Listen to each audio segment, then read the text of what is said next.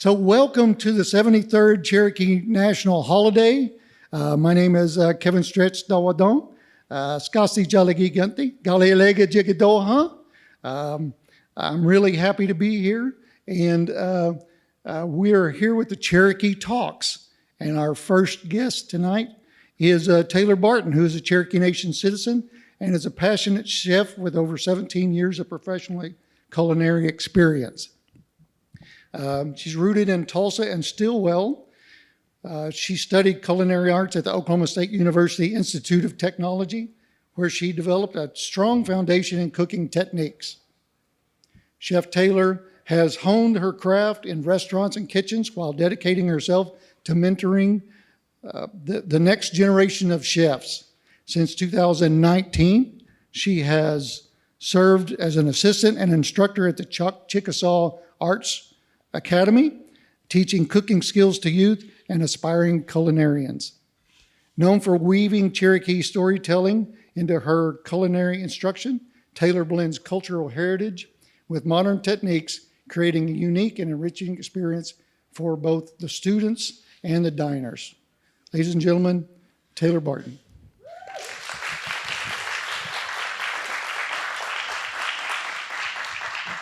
Sionika.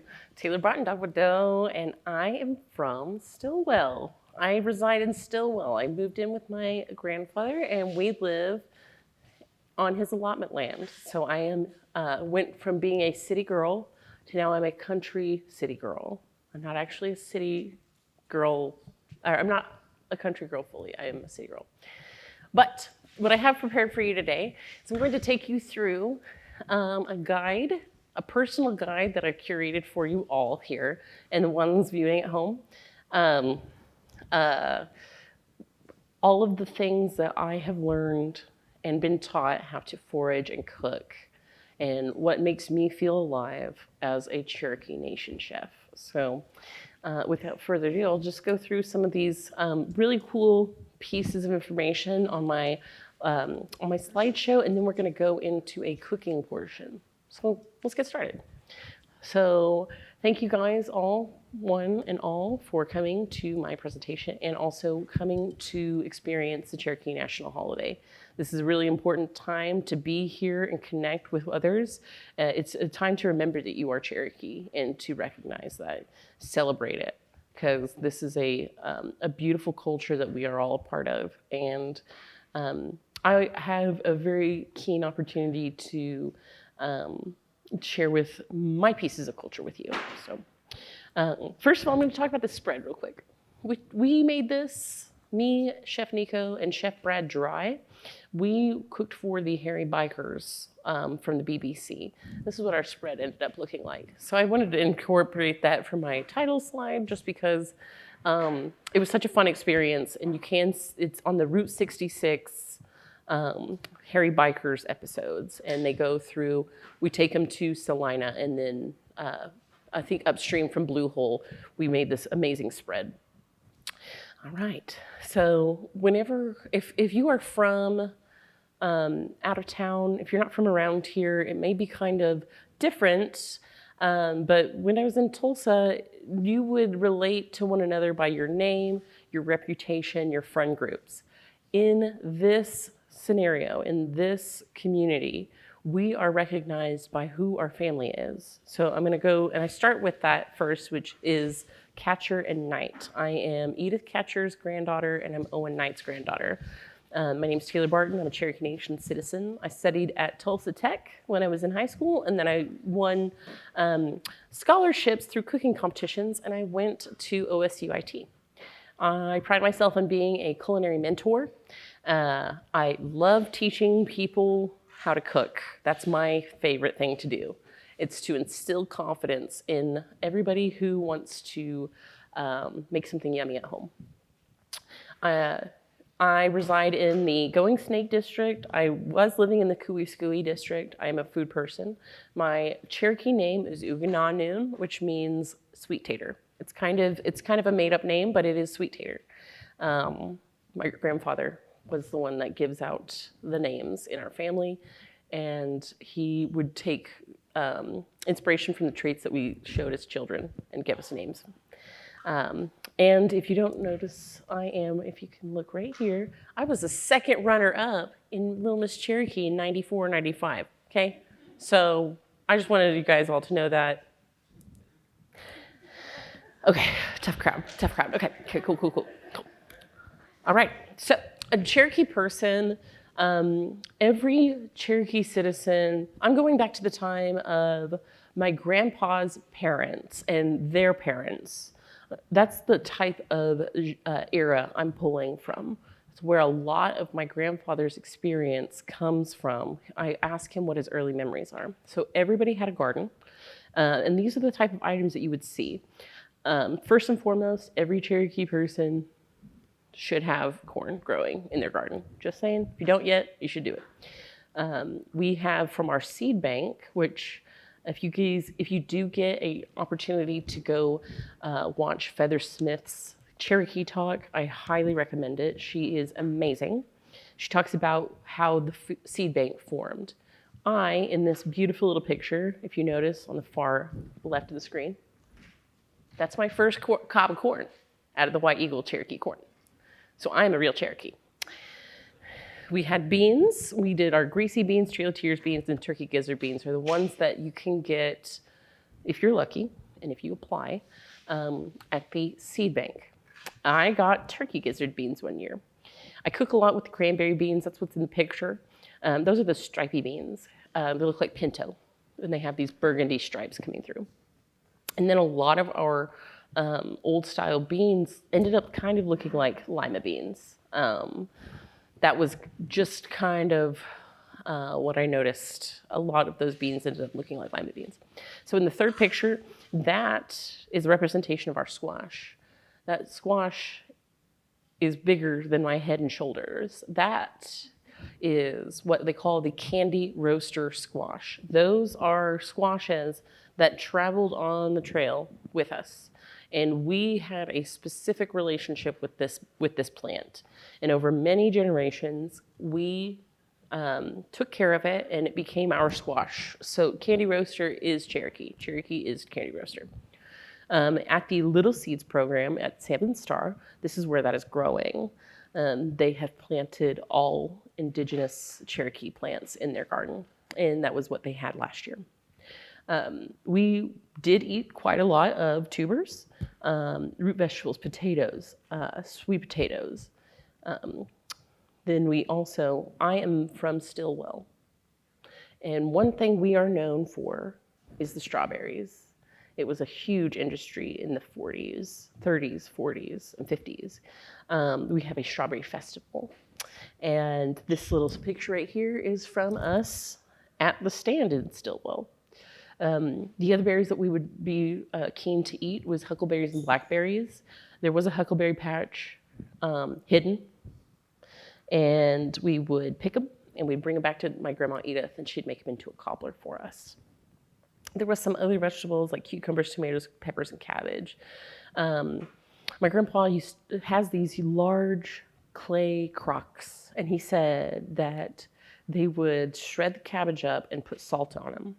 And then they would take a bed sheet and lay it over the crock and tie it to keep the bugs out. And they would let that ferment. So they did pickle. They fermented, and they had things sit and keep them throughout the winter. So this is just an overview of the garden vegetables. We did have sources of protein. We ate a lot of small critters. If you got a chance to try, and if you haven't yet, go bombard my sister in the back. She's giving out samples of my rabbit stew. So that would be one of the small critters. Rabbit, squirrel, and groundhog. I always think they're beavers. They are groundhog. Those big fat things that I see out in the front yard. My grandpa would catch them and eat them. He doesn't so much prefer it nowadays. He spent so many times going out as a little boy, having to go get the meat, go get the traps cleaned out. And so now he doesn't really prefer to eat that way. But it is something that sustained them. There was neighbors that had raised animals, and that would be hog, cow, chicken, and guinea. The the bird, not guinea pig. It was a story that he shared with us, is if a neighbor had a hog or an animal, and it was time to butcher it, they would invite all of the neighbors, and they would come down through the holler, and they would help butcher this animal. And it was a community project. Everybody got to take the meat home, a piece of meat that they helped butcher home. So that was a community building activity. We're pretty close to Lake Tenkiller. You can find bass, crappie, catfish, and trout in there. Another thing is, it was surprising as an adult to learn how much we ate crawdads, crawfish. That was a weekly dish that my grandpa would make as a kid, or he would go and get as a kid. They'd send him out, get out of the kitchen, get out from under my feet, go get some crawfish, go get some crawdads. And so he would go and get a fork that was bent, and he would go gigging. And then we got our protein from beans and legumes. And then finally our hunted animals. I kind of left this to the end because we're very familiar with these animals today, the deer, quail, turkey. But it's funny enough, if you're from a specific time in Oklahoma, you may not have eaten a lot of deer. For some reason, there was not a lot of deer in this area between the years of like the 50s and like the 90s. They may have introduced them into the 80s, but the older ones didn't really grow up eating a lot of deer. So they usually relied on these small critters or those raised animals in the 40s and 50s. All right, so this is where we're gonna get into the cool stuff, foraging the ingredients. We can go to the grocery store and we can get our ingredients that is of our time now, but it takes a little bit extra skill, knowledge, and connection to learn the foraging part of our cuisine.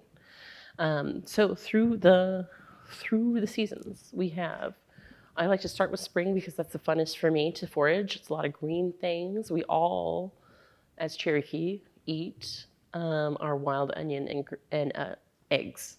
So we have our wild onion, garlic. There's a tree called the black locust. In April, about halfway through April, and only in April, you will see these trees put on these hanging white flowers, and they are like a fine champagne of a scent. My mentor, Melissa Lewis, is the one that pointed me towards those. You can make a tea out of them. Pokeweed. Anybody got a show of hands? Anybody got experience with pokeweed? Anybody? So we know that that's this very specific dish that if you didn't know what you was doing, you could be in a big mess of trouble. So that's one of those things where we would cook it a specific way, and we pass those ways down so that we can continue to enjoy these very, very nutritious forageables. Then we have our sassafras root. I have that listed. They grow all throughout the year, but the sassafras root is specifically used. The best time is to make the tea from the roots of the spring. That's in the book, Cherokee Cooklore. It's suggested that that's a blood cleansing type tea. You can drink it in different parts of the year, but that's what they stressed was the best time to drink it after coming out of a sleepy winter. And then watercress, naturalized to our environment. We have our summer items, our blackberries, huckleberries, lamb's quarters. I heard something last week from our chef, our beloved Cherokee chef, Nico, that there is so many nutrients in a store-bought kale. But if you were to take that store-bought kale, which is deemed as a superfood, and you were going to put it stat for stat up against something like lamb's quarters, which is a forageable salad green or a stew green, you would get so much more nutrients and benefit from eating those lamb's quarters. Just run-of-the-mill foraged lamb's quarters has such a higher percentage of your daily intake of necessary vitamins and minerals. There's no comparison. Things that you can forage are medicine, and they are good for you. Right now we can find a lot of purslane. You'll find that as a weed. It's kind of a crunchy, watery weed. We have sumac and cochan, passion flower, or my grandpa would call it apricot. So sometimes these words get called different things. And then at the very end, we have Solomon seal or false Solomon seal. They're two separate things, but I'm not 100% sure on which one is the one we pick. So I have about 50% sure, 50 to 80% sure that it's false Solomon seal, but it goes by the word uganost because it is sweet. In the fall, we have our possum grates, hickory nuts, black walnuts, pecans, wishy, our beloved mushroom, also called hen of the woods. When you're gathering that, if you come onto it, if it has a stick poking out of it, somebody has claimed that wishy. If there is no stick and it is looking good, take it then, because if the story is if the wishy notices you noticing it, it will stop growing and it won't grow anymore. So take it when you can. We have our persimmon, which is what I have on my medallion here. And then we have our arrowroot, which is a tuber of a vine-like thing that can grow on creeks. In the winter, slim pickings, but you can still find hackberry, the yop and holly. Sunchoke roots are good. They're sweeter if you get them in winter. Those are those sunflowers that have the yellow middles. So if you remember where they were growing, you can find them in the wintertime, dig up the roots, and they have the frost makes the sugars in them come out. So they are a sweeter root in the winter. So I have examples of these and what I would use them for. Over here on the far left, we have our uganost, our Solomon seal. It has almost like a bluish hue on it in the green. And it is edible as fresh, and it does have a sweet taste. There's a reason why they call it uganost, which means sweet in Cherokee. Next is the yop and holly. These are usually, I found these guys in housing developments as used for landscaping. You will find this yop and holly. This is the only source of caffeine that is indigenous to the Northern America. So you would take these leaves, they have a specific pattern to the leaf. They have these scalloped edges. They're kind of rounded. So they have a scalloped edge. You take the leaves and you're going to toast them in the oven until they turn a dark brown, and then you brew it like a tea or a coffee. It's gonna give you a load of caffeine in it. They would also use that in a ceremonial drink called black drink. Right below that is our sumac. If you had a chance to go and try a sample, that is the drink that I've made with the sumac. They grow everywhere. They're bright red, and it's a staghorn sumac. This has citric acid, vitamin C in it. It will keep you from getting scurvy. But different areas have different ways of preparing it. I've always seen it used for a drink. So that's the way we do it around here.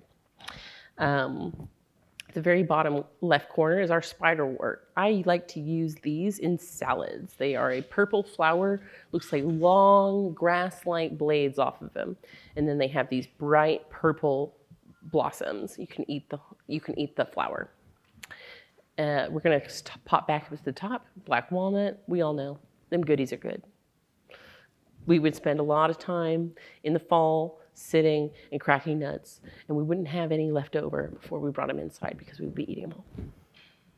Below that, we have our passion flower. These things are crazy looking, but if you pay attention, you will find them. There are our native passion flower, and they produce, in the very little circle at the bottom, they produce a fruit that is a passion fruit. They are edible when the passion fruits turn like almost a light brown, like a light yellow. Look like they're not good anymore. That's when you want them. They are good to eat. You bust them open, and then you eat the seed, or you eat the pods, and then spit the seeds out. They're in these little juice pods, and you spit those seeds out. You can make a drink out of them if you were to boil the pods, and it is fruity and it's delicious. Then below that is our black locust. Those are those flowers that if you are not there when you have a chance to get them, you won't get another chance. They bloom one time, and that's it. But keep an eye out for these hanging white flowers, and the smell should tell you. If it smells beautiful, they're most likely black locust. We have our sassafras in the top. If you've ever had gumbo, or if you've gone to a grocery store and you go to like the Zatarans, they have something called gumbo filet. That's sassafras. That's the leaf, ground up, or dried and ground up. The entire plant really is edible. And you can use the roots and the bark for tea, and then the leaves for gumbo filet powder. And then at the very end, we have our possum grapes. We can make drinks, dumplings, and desserts out of those. So I'm going to go into a couple of dishes that we would typically eat. And then I also have them in syllabary. We have our hominy soup, which is a version in the back over here with our stew. A lot of tribes have a version of this. They call it by different names. Still smells of sweet, a flower. So this would be, in our language, it's Ganahita Ugam, Ganohena Ugam, or in Choctaw, it's called Tanchi Labona, or in Chickasaw, it's Pashofa. It's very similar. If you are in with somebody good that has a good patch of onions, you might be able to snag some onions and eggs. This is not a breakfast dish, actually. It is a dinner dish. We eat this at dinner time. We go out. In this picture I have up here is me gathering some this spring. Take a screwdriver and dig and loosen the dirt around the roots, shake it out, and then put it in a Walmart sack. Those big sacks of sacks, that's what we have them for, so we can go onion hunting. You can also, I highly recommend, if you get a chance, you have too many onions, dry them, grind them down into an onion powder. You can enjoy green onions all year round. Next, and if you were at the Watercress Fest, you saw me do this. I did a watercress presentation. I went and gathered some watercress off of the creek that I live next to on the land.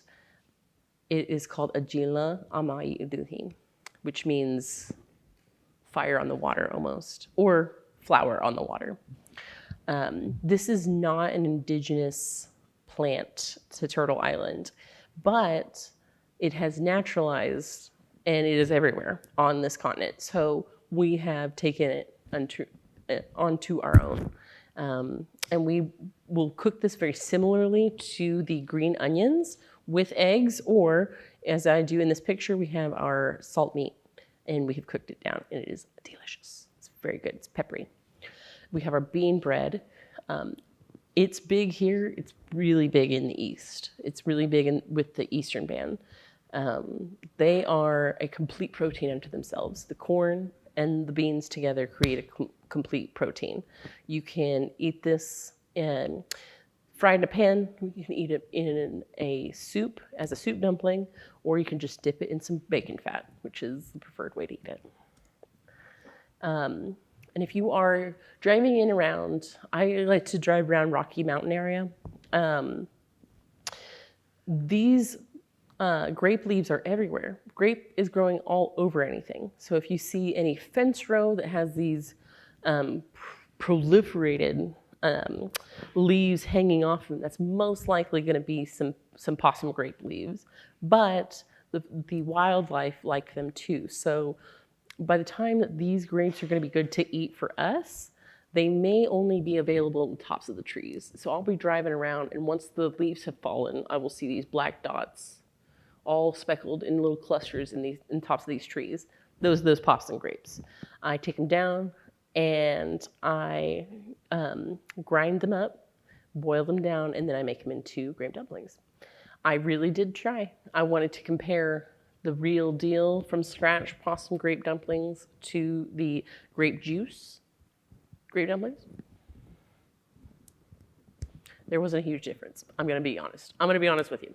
So we're still pretty close to the mark if we were to use the grape juice. I'm not going to talk bad about the purists out there that say grape dumplings should be made with the grapes, just with the grapes.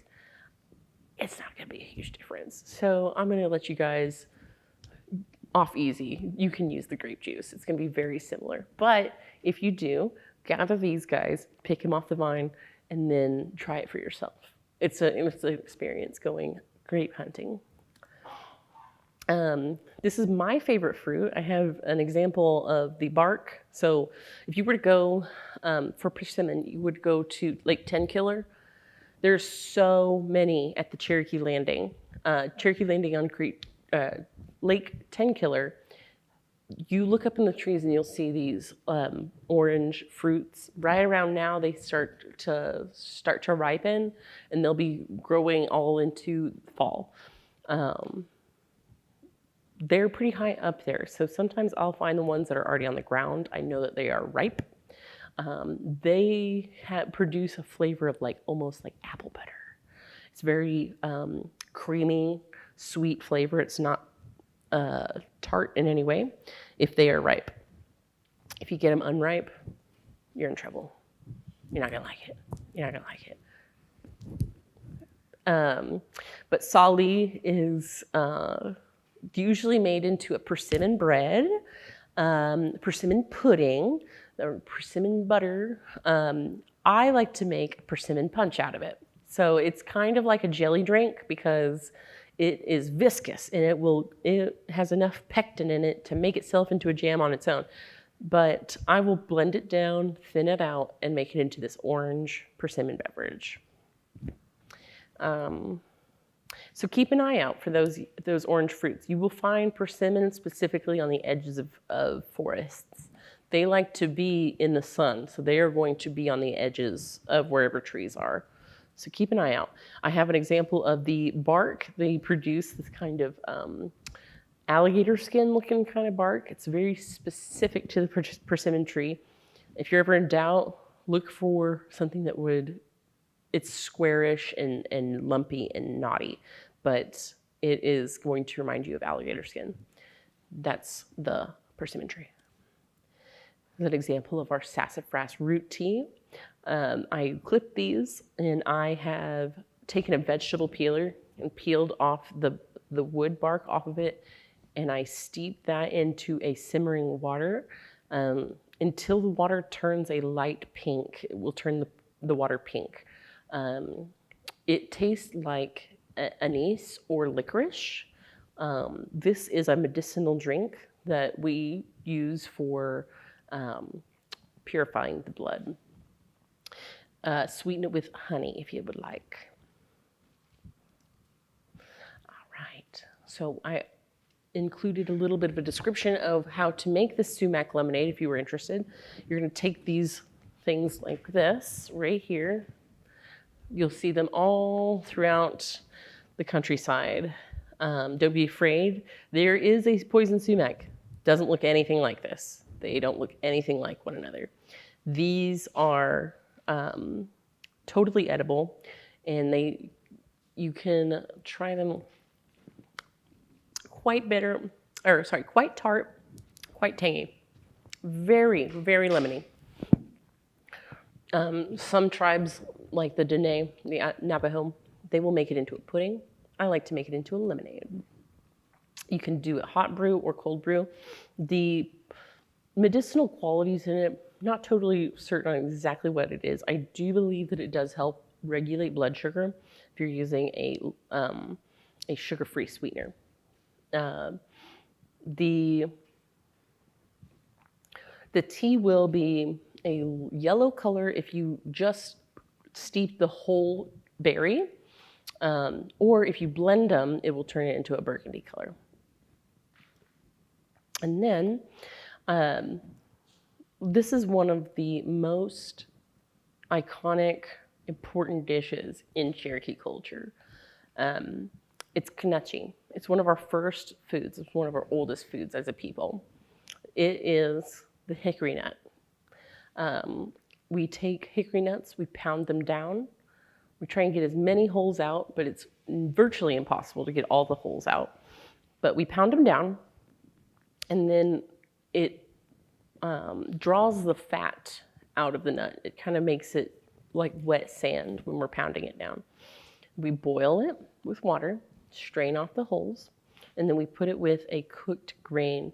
In this picture, I have it with rice. That's how my grandmother used to make it for me. But a more traditional way is to do it with hominy. This is to be eaten any time of day. It can fit in any time of day. It can be a breakfast item, it can be a lunch item, it can be a dessert. Some like it salty. I prefer it sweet. And it kind of reminds me of like a maple syrup pecan oatmeal. And I will go over this again in my just a moment, but we do take these nuts, we'll crack them. Actually, let's just get into it now. We're going to take these nuts. These are nuts that have already been somewhat cleaned. When they are in the tree, they are going to look like this. They're going to be green. And so they have a segment, it's like splits here. When they ripen, it will split and open, and underneath, so it'll turn brown, and then the hull comes off, and underneath is this hickory nut. So these, if you see some hanging in your tree, keep an eye on them. The squirrels love them, and it is hard to get to them before the squirrels do. But they aren't ready yet, so they need to be brown and get the outer husk off before you start to crack them. So I even brought a little bit of something from home. This is a rock that we would all use. This is on the carport, but it was perfect because it had this nice little bowl in it. We would take these nuts.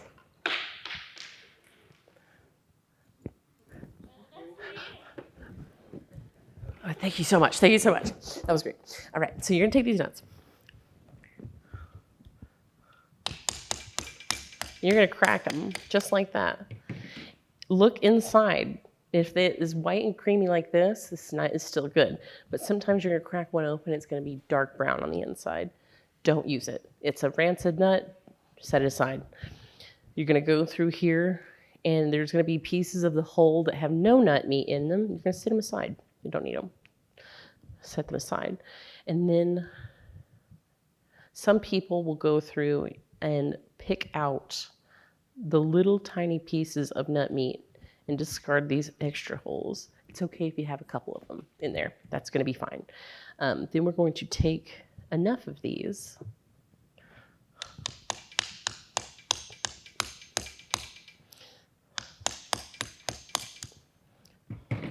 So we have a good nut here, a good nut here. We're going to take these, and then we take them over here. Now, this is just for demonstration purposes.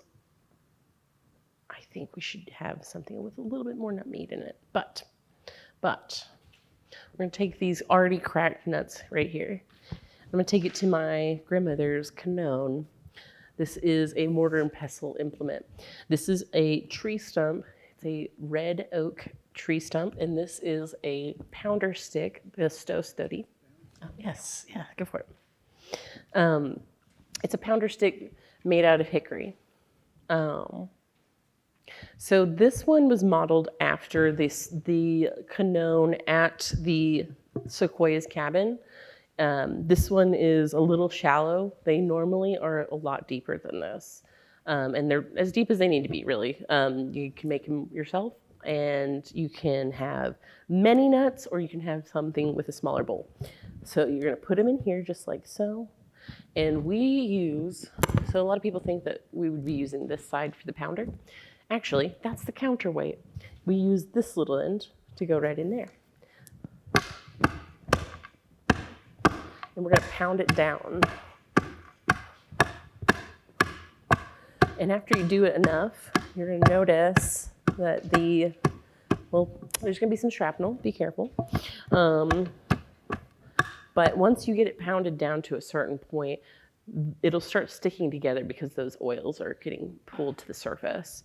And so it'll start creating the knuckle ball. But I have enough hole in this. It's not really that great for making knuckle ball, but that's the process. You pound it down until it creates this wet sand texture. And then what you're going to do is you're going to form it into a ball. Any Cherokee, I'm saying this as I might be scolding some of us Cherokees, or I might just be informing some others. But if you go to any Cherokee and you go into their freezer and you open it up and you see one of these, that's a real Cherokee. That's a good Cherokee. Any good Cherokee should have these in their fridge, okay? I'm just saying. So this is not a softball. This is not a wad of cash or anything like that. This is a ball of knuckle. I happened to purchase these from a dear friend, Mackenzie Medrano. She is the dealer. And so she's gone through, this one's a little darker than what I grew up. So this has a little bit more hole in it than one that I would make, but this still works. We'll take this and we'll crumble it into some water and boil it. Then we're going to pour it off the liquid and let the sediment fall. You're going to need probably to leave about like half an inch of stuff that you probably won't use at the bottom of that because it's going to be mostly whole. And then this can keep just like that for a year.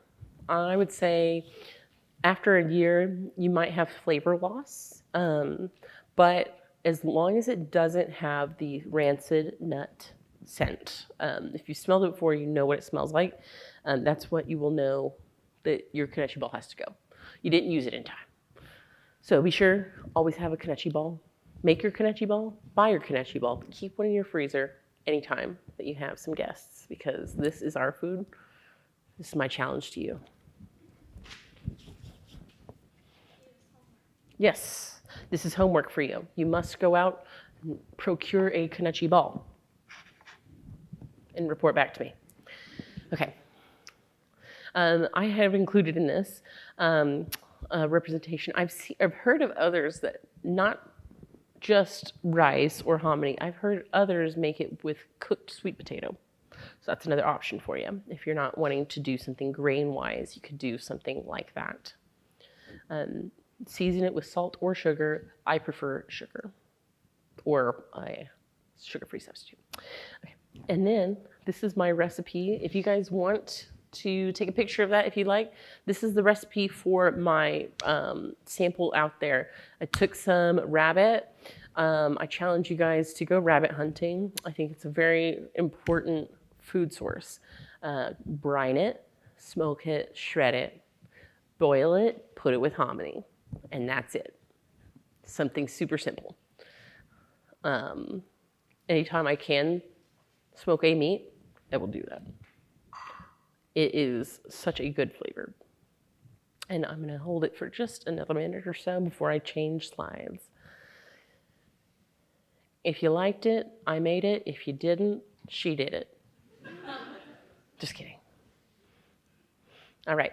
So this is kitchen tips that I would give to any aspiring chef or student or anybody that ends up at anybody that happens to be trapped in a cooking class with me.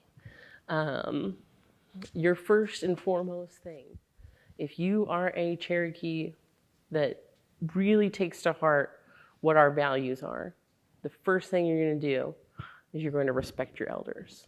You're going to bring honor and respect to them. So if you were to ask them, if you're really curious about what the foodways was before you, ask your old ones. Cook for them. Cook to please them. They have knowledge that we need to succeed. If there is fire, you must use it. If we are cooking outside, my favorite form of cooking is camp cooking.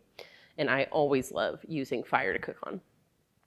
Be sure and gather your ingredients all year round so that when time comes for you to do something like a dish, you have the items at your disposal because they are not all available at the same time.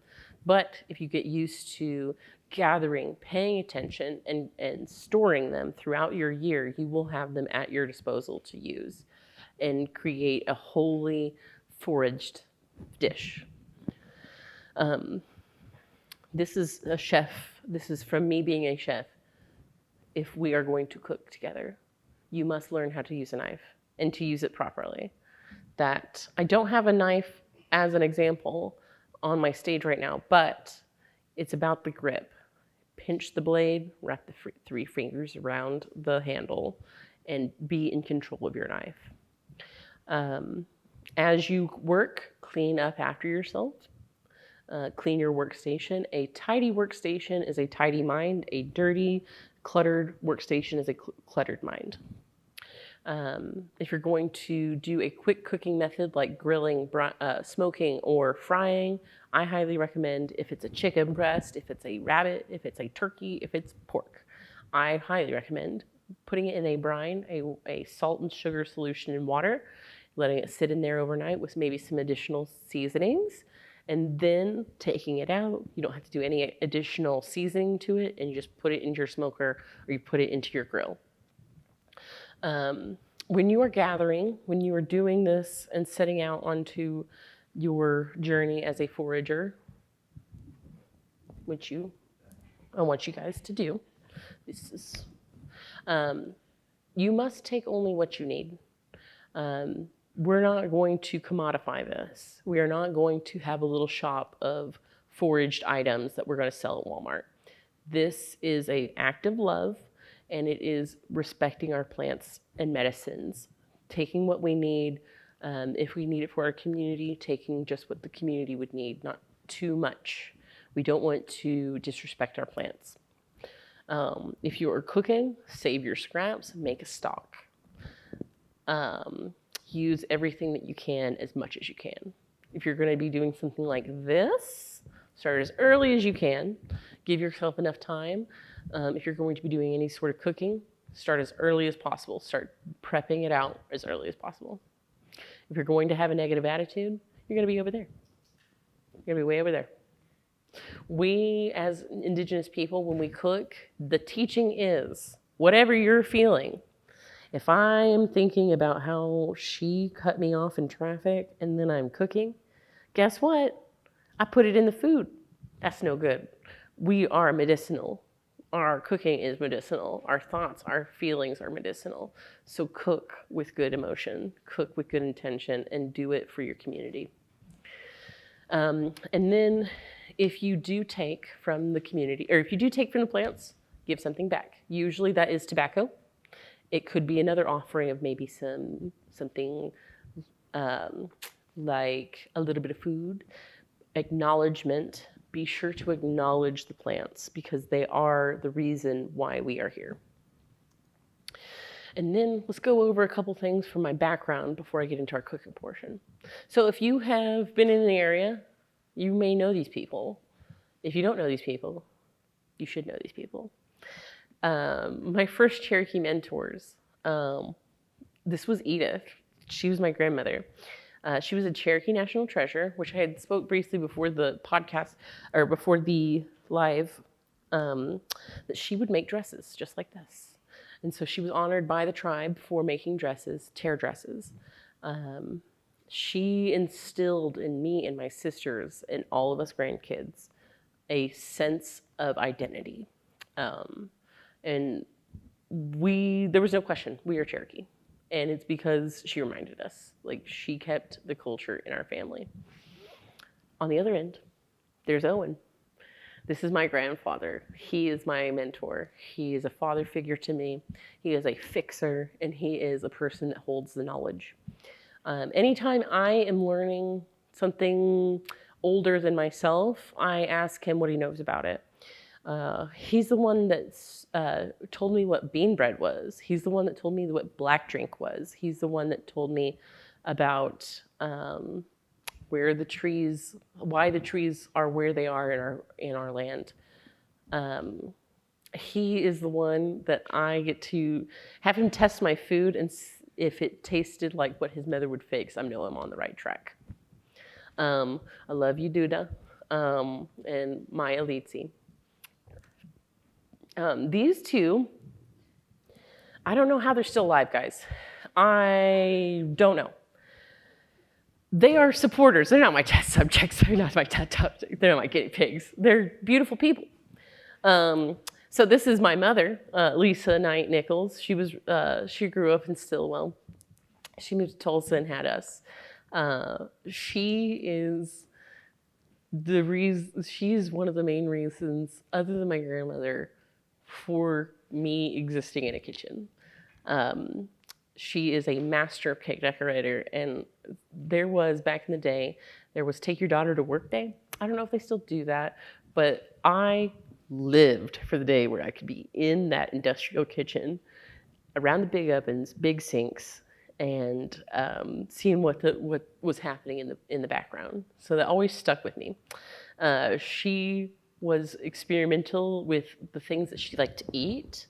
It opened us up to try these things. We wanted to see what she was doing. So my love of food comes from this woman. Then there is my other half, Shy Barton Omdion. She didn't have to eat it. She didn't have to eat the fried rice, okay? She did. She survived, okay? She's alive. But she is one of the main reasons why I got better at cooking. She was my first person to try my food. She gave me a chance. And, I'm sorry. I'm sorry for all those times you almost got sick or whatever. But I'm a better chef now, so thanks. That was cool. Lifeline right there. These are people in our community that I look up to.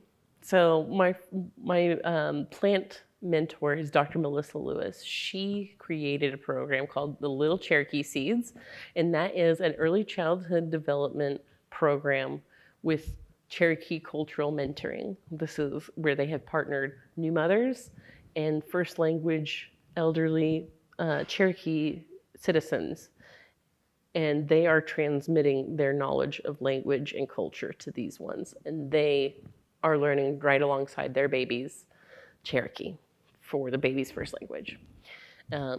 She's the one I ask whenever I'm foraging to keep things correct. In the middle, we have Chef Nico. She and I go way back. She created Burning Cedar Sovereign Wellness.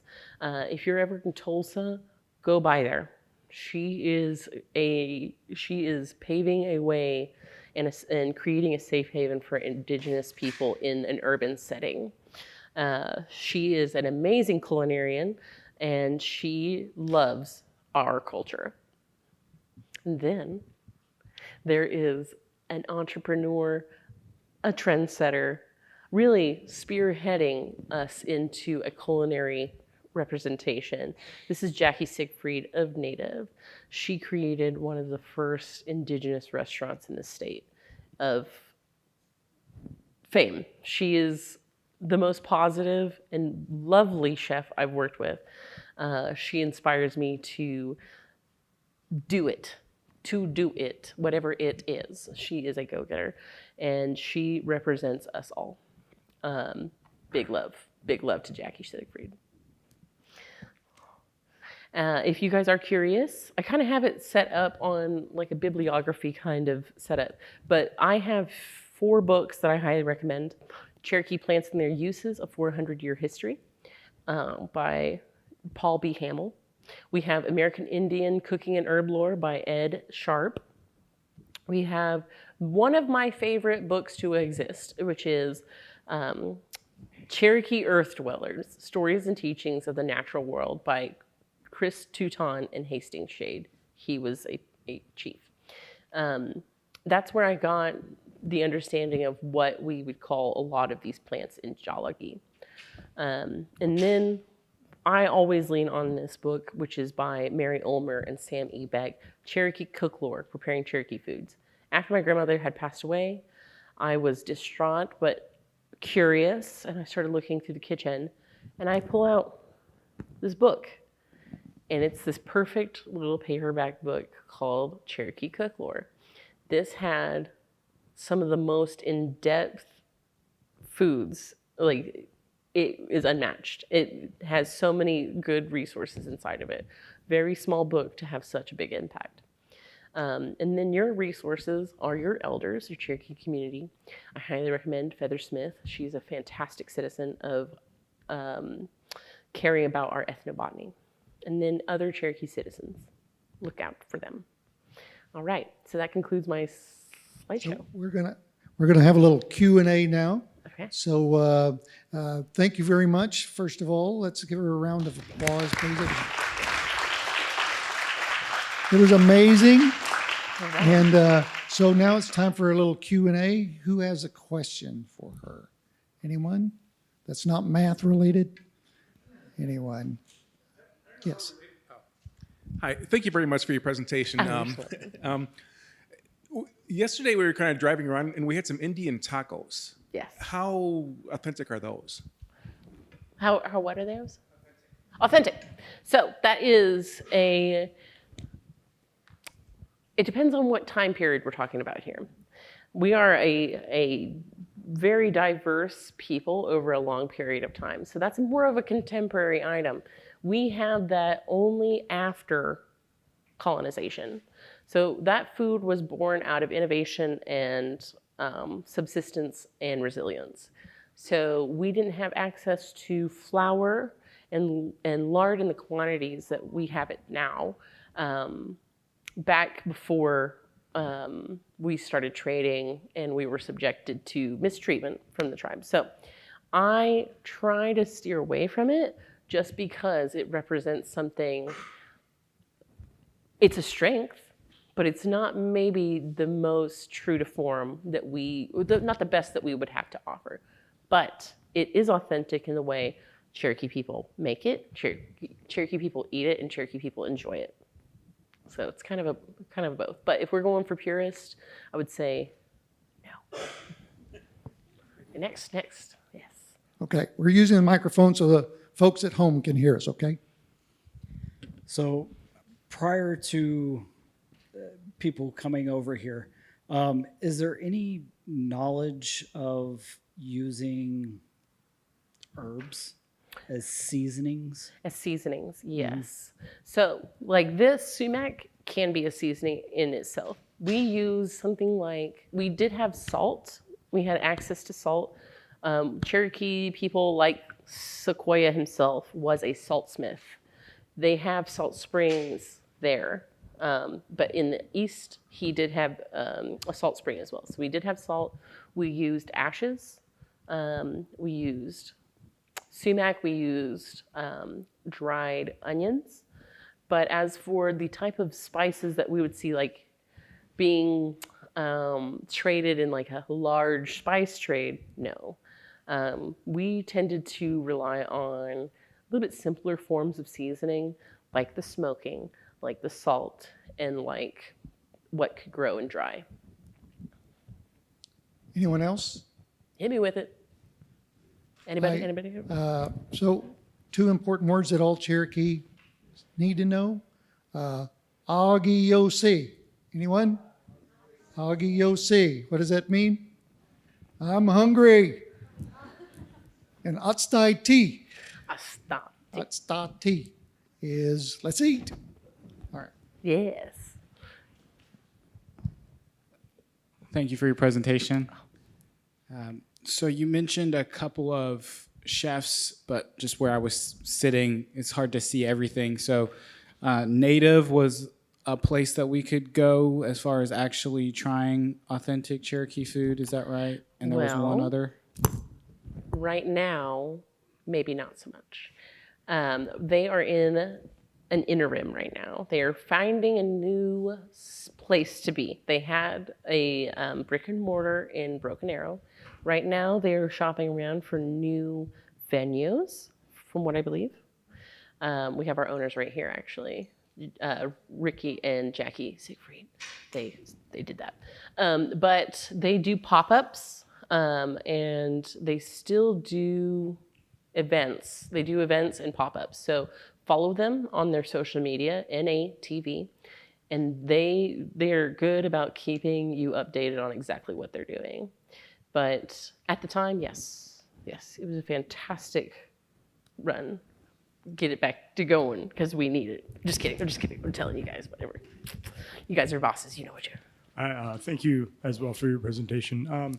And I'm sorry if you said it and I missed it, but as far as these ingredients and cooking methods, are these things that were brought from like the East before the removal, or are these all just adaptations and ingredients locally available now for Cherokee people? That's a fantastic question. A lot of these are brought from. We had the possum grapes that are all over the East Coast. They're actually all over the United States. But there are things that I don't have a big familiarity with that are Eastern banned, and that did get brought over, but because they are more plentiful, more East, I focus, like contemporarily, I focus on what we can have here. So that's me for now. But things like hickory and possum grapes and persimmon, those all exist in both. So most of the things that I put in my presentation, I think you can also find in the eastern side. Anyone else? Here we go.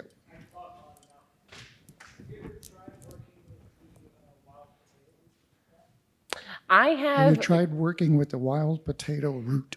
wild potato root. It's on my to-do list. I haven't really done a lot. I have worked with wild potatoes before, but they were not from this area. They were actually out west. I went digging for some. They almost looked like garlic cloves in the ground. They were small. But those have almost like a sharpness to them. They're almost like, I don't even know how to describe it. They almost have like a horseradishiness to them. But I don't have, other than the ones that we would grow ourselves in our own gardens, I don't have a lot of experience other than that. So I can show you the ones out in Nevada, but not the ones out here. So. Yes. Anyone Try them, else? Bring them here. Just have a couple of minutes left. This is being live streamed, so you can view it later as well. Anyone? Oh, a question from the sister. Oh, Uh-oh. no. This could be ugly. I don't like that. Okay. Would you like to tell everybody what your first word was? Oh, okay. So you know how they said Agiosi was hungry? I skedaddled right past Mama Dada, and I just went right to hungry. So hungry was my first word. I have been in the game. I have been wanting it for as long as I know. Food and me, we are like this. Me and eating, we are like this. We are entwined. All right. That's fantastic. Well, a big wadon. Uh-oh, we have one more. Sorry. Uh-oh, it's Dad. Mr. Dad. Mr. Father. Yeah, I'd just like to mention a couple of pointers on your persimmons and sassafras. Go for it. The persimmons, they're going to taste very bitter till after the first freeze. Yes. The good hard freeze, and they'll still be hanging in the trees. Some of them will be on the ground. They're still, as long as they're not infested with ants or something, usually after that first freeze, all the insects will leave them alone, even if they're on the ground. And the sassafras, you can practically walk by a sassafras tree and smell it. And particularly, we were digging fence row back in my day, and Grandpa would always, there's some sassafras, and he'd send me home with a bag full of sassafras root. So It's very obvious when you found it. If you ever are in doubt with sassafras, dig a little bit and scratch the root, and it will be so strong. It'll come right through the soil at you. It'll almost smell minty and licoricey at the same time. Great. All Well, right. also, the persimmon seeds, you cut them open so we know what the winter is like. So we're going to offer that up to the federal government now. Oh, yes, yes. I'm sorry. Anyway, Taylor. Well, no. Thank- What else?